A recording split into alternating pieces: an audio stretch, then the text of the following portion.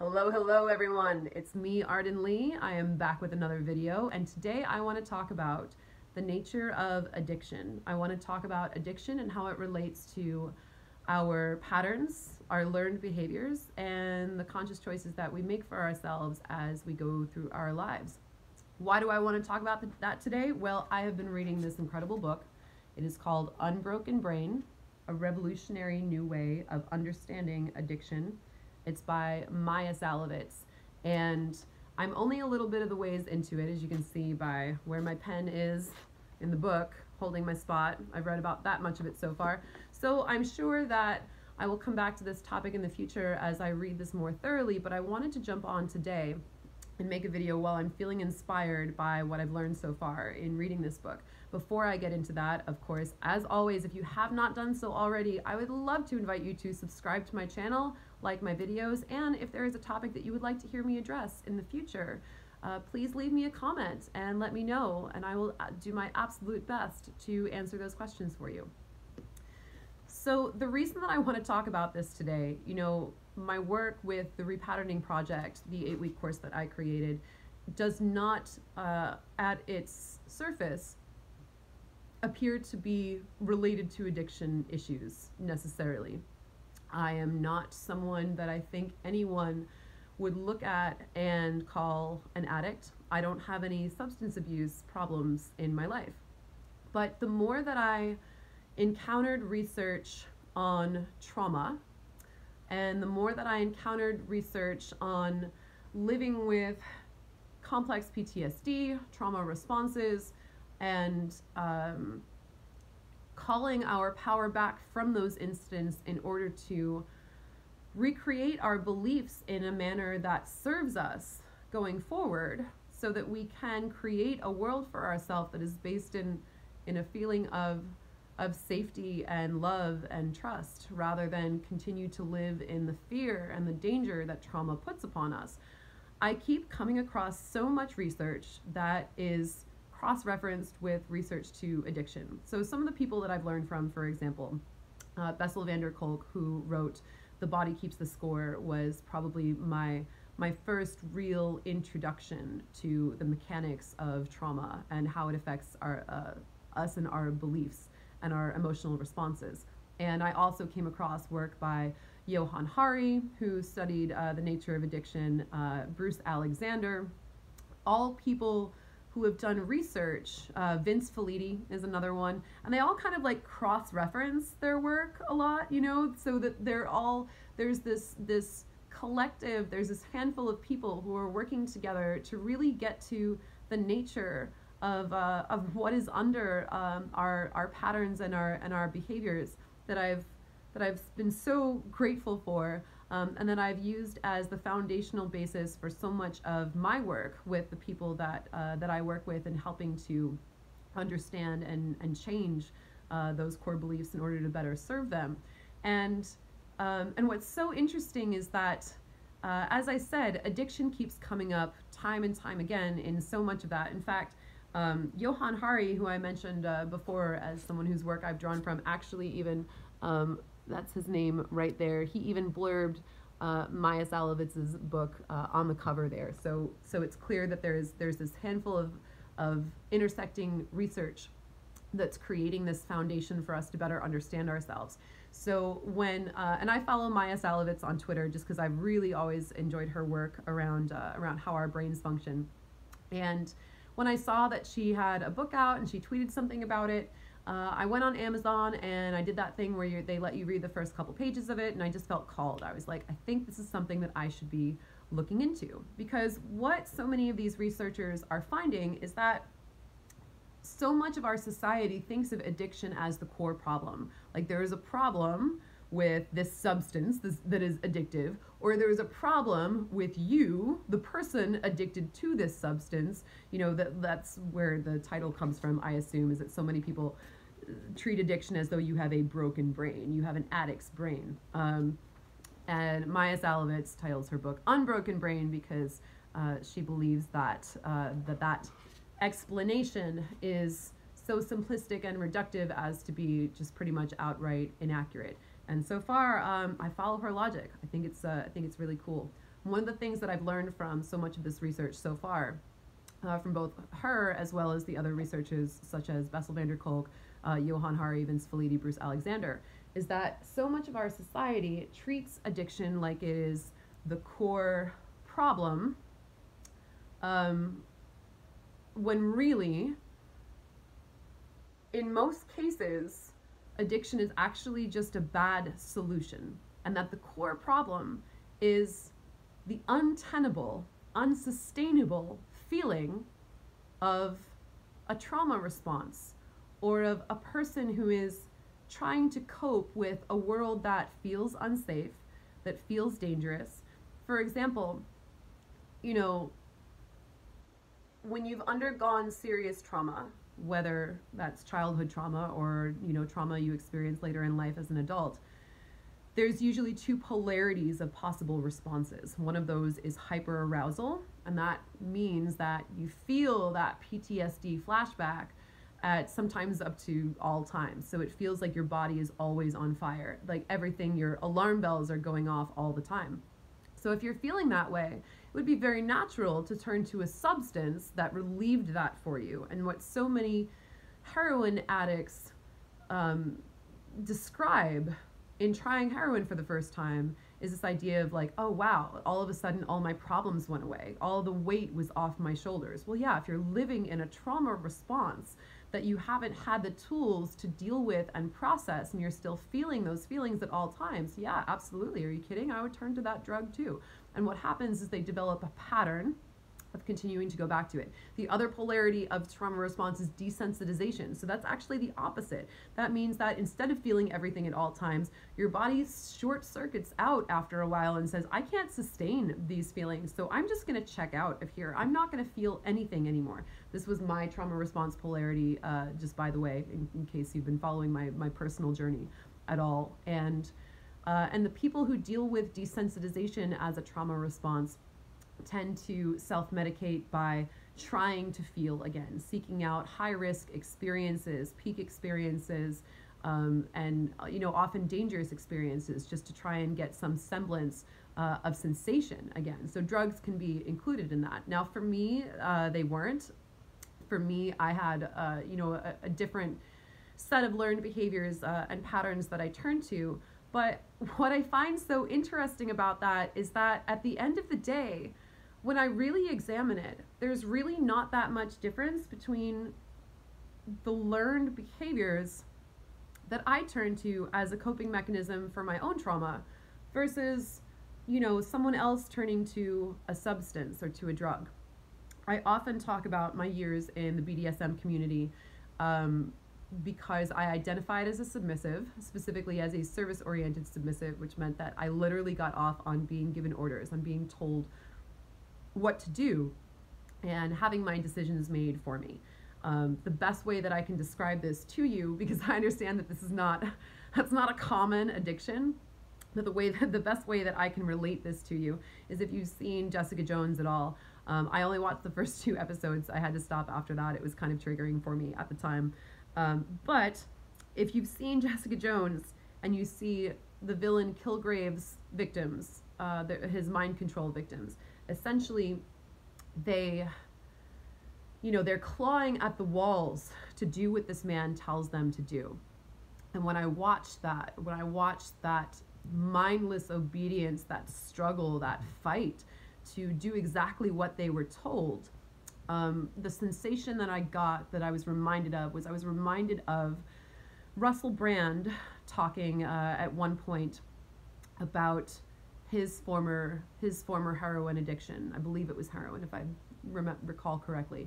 He says that once he was watching a video of himself, you know, after he had been in recovery successfully for a few years, he saw an old video of himself, broke and down on his luck, and in this terrible tiny little flat in the UK, smoking crack, or I don't know, whatever he was smoking out of, like a light bulb and tinfoil. I don't know. That's not a thing I've done before. So whatever that process was, he was observing himself, and he was like, you would think that you would think that looking at this now and saying, "Oh, look, I have money, I have a successful career, I'm healthy now, I'm over this," that I would be happy about that. But I wasn't. I was actually jealous of the former self who still got to do heroin. And that's how I felt watching Jessica Jones, is I actually felt this nostalgia. I felt this longing. I was like, wow, I miss that. I miss having an authority figure over me who would tell me what to do at all times so that I wouldn't have to decide that for myself. The reason that I felt it was unsafe for me to set my own decisions and create my own personal boundaries has to do with things that I learned in childhood were not safe for me. Specifically, that has to do with my trying to set a personal boundary against an abusive parent and failing. And not only failing, but being humiliated and endangered in the process. So my body learned, like, okay, it's not safe for me to do this for myself. So I need somebody else to do it for me. And I could get into like all the complexities and all the nuances of that, but essentially, I learned a behavior over time that quote unquote, very similar to a heroin addict or a drug addict or an alcoholic of any kind who learns, hey, I have a bad feeling going on and I can solve this feeling with this substance. It will make it go away. I learned for myself that whenever I had stress or anxiety, I just submitted to the will of another person who I, not arbitrary, people I chose to get into relationships with, but it was very like, I don't want to make my own decisions. That just doesn't feel good. So I'm going to hand over my power. And sadomasochism also really fed into that as well. I was not someone who was, no one would have ever looked at my life and called me a sex addict. I wasn't like skipping work to like run out to BDSM clubs or anything like that. I would just get into these relationships and I would hand my power over. But I did notice that I absolutely turned to surrender and submission and even sadomasochism to escape my anxiety and my feeling that I didn't know how to deal with the world, in a world where trying to establish my boundaries and trying to create my own, make my own autonomous decisions felt dangerous because of how I was raised as a child, right? So that was my coping mechanism. Ultimately, it was like, and that like snowballed, in the same way that that an addict might start with just, a fix here or there, and it becomes a behavior that they continue going back to. And importantly, like, they continue going back to it even when they know it's no longer serving them. And I would say that for me, I would not have been able to look at any of my behavior in my relationships for, a long time and say that it was serving me, right? Things were ending terribly. And I really didn't know how to do anything different. I really just kept thinking like, well, maybe if I'm better, if I'm more valuable, then people will treat me better. So it was like every time something bad would happen, I would just be more obedient, right? I would just be, I would try to be more valuable. I would try to, even when, whether or not there was that figure I was in a relationship with that I was taking direct orders from, I would often take my inspiration from from the patriarchal media about what it meant to be a valuable woman. I was like, well, maybe if I become a lingerie model, maybe if I, like, lose 10 pounds, or, if I, what could I do to be more valuable, to be more attractive? And I looked to our sick society for signs of what that was before I finally woke up and said, wow, our society actually doesn't have our best interests in mind. Our society is not geared toward our achieving our personal happiness. It's of course, we live in a society, as I've said before in some other videos, where so much of society actually profits from our trauma, whether it's directly like big pharma, essentially, that loves to just medicate our cares away without dealing with the root cause, or if it's the subtler forms, advertising, buy this lipstick, you'll be sexy, buy this car, everyone will love you, or whatever. Our society really capitalizes on our not feeling good so it can sell us solutions. No one's really dealing with these base problems of the fact that, like, we all feel awful, you guys, like, we feel terrible. And then, we develop these coping mechanisms that we have learned at some point in our lives are maybe going to solve things for us, and they really don't. One of the things that I think is especially interesting in this book is that, as I mentioned, society loves to demonize the substance, and they love to demonize the person who is taking the substance as well. So either it's like, oh, this is an addictive substance, which, as I said before, people can get out of the hospital having been on opioid medication that is at least as strong as, a heroin addict's preferred dose, on average. And not have that learned behavior, not have that addiction. Similarly, babies can be born, the author of this book says, babies can be born with a chemical dependence, but they're not born as addicts because they haven't learned the behavior of where that substance comes from. They may have, either developmental issues, or they may have to be, weaned off of a chemical dependence. They may have to go through that detox in the same way that the author talks about detoxing. But if they haven't developed that connection in their neural pathway to seek that solution when they feel a certain way, then that's not really what we think of as an addiction. So babies can't really be born, addicted, for example. So the more that I'm thinking about this, the more that I'm seeing that addiction in itself is maybe not nearly as separate from my own work as I might have once thought that it was. And I think actually, from the start of my healing journey, some of the very first clues actually came from friends of mine who were in recovery.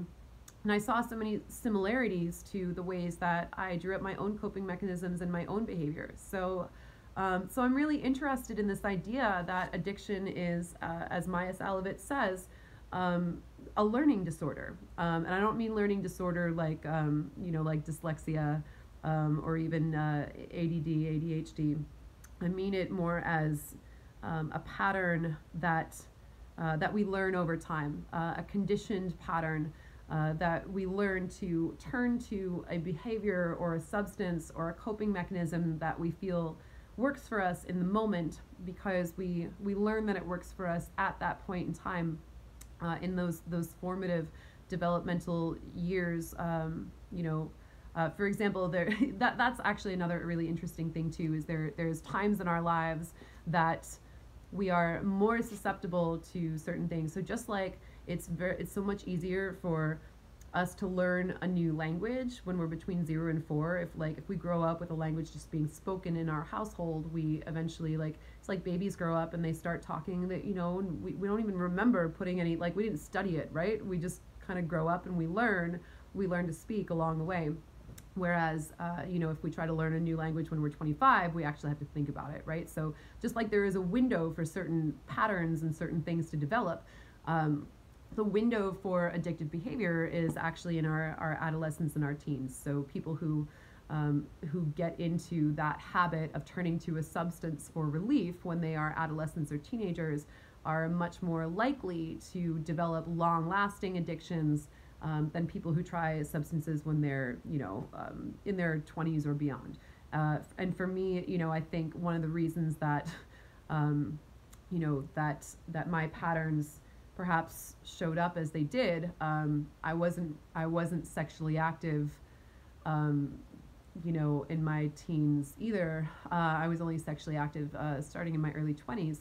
So it's not sex that I search for as a coping mechanisms, but I certainly searched for love and approval, and I certainly searched for the relationship approval that I was seeking in those times, even if I was unsuccessful with it, which I think is is really interesting.